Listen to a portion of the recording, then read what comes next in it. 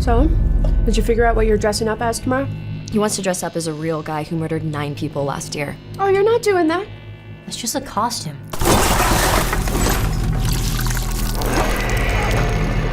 You think that guy's still out there? What's up with you and this clown all of a sudden? You're like obsessed. They never found his body. What if he decides to come back here? I wouldn't worry about it. Wait a minute, aren't you that guy from the costume shop? Sir, what are you doing? It wasn't me. He was covered in blood on his shirt and his hands when he got here. I'm telling you, it was him, Allie.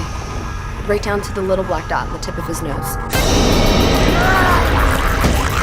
You're really weird, you know that? I believe him. About what?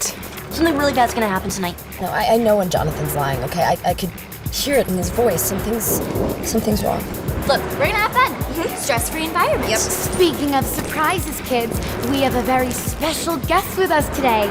All the way from Miles County, please welcome Art the Clown.